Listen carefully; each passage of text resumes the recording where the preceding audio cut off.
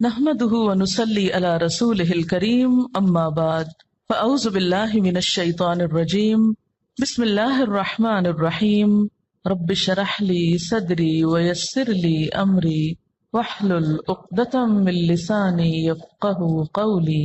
اللہ کی رحمت سے مایوس نہ ہو جاؤ، یقیناً اللہ سارے گناہ معاف کر دیتا ہے، وہ تو غفور الرحیم ہے۔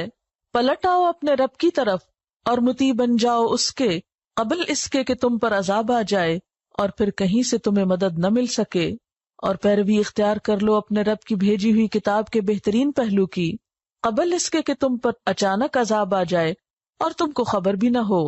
کہیں ایسا نہ ہو کہ بعد میں کوئی شخص کہے افسوس میری اس تقصیر پر جو میں اللہ کی جناب میں کرتا رہا، بلکہ میں تو الٹا مذاق اڑانے والوں میں شامل تھا۔ یا کہے کاش اللہ نے مجھے ہدایت بخشی ہوتی تو میں بھی متقی لوگوں میں سے ہوتا۔ یا عذاب دیکھ کر کہے کاش مجھے ایک موقع اور مل جائے اور میں بھی نیک عمل کرنے والوں میں شامل ہو جاؤں، اور اس وقت اسے یہ جواب ملے کہ کیوں نہیں، میری آیات تیرے پاس آ چکی تھیں، پھر تو نے انہیں جھٹلایا اور تکبر کیا اور تو کافروں میں سے تھا۔ آج جن لوگوں نے خدا پر جھوٹ باندھے ہیں، قیامت کے روز تم دیکھو گے کہ ان کے منہ کالے ہوں گے۔ کیا جہنم میں متکبروں کے لیے کافی جگہ نہیں ہے؟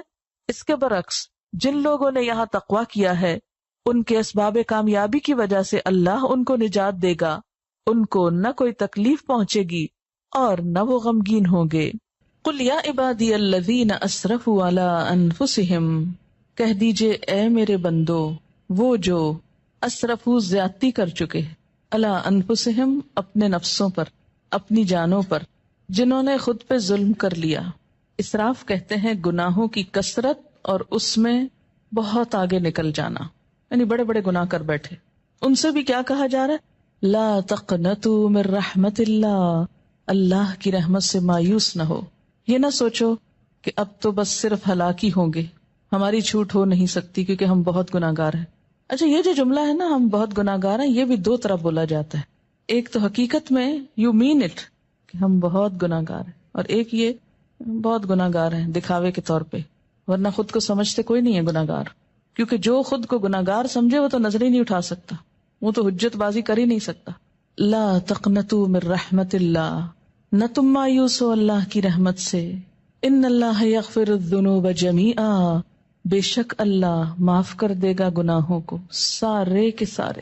اس آیت میں یہ ہے نا کہ اللہ معاف کر نہیں سکتا، فرمایا نہیں کر سکتا ہے، کر دے گا، کرے گا۔ کیوں؟ انہ هو الغفور الرحیم، کیونکہ وہ غفور الرحیم ہے۔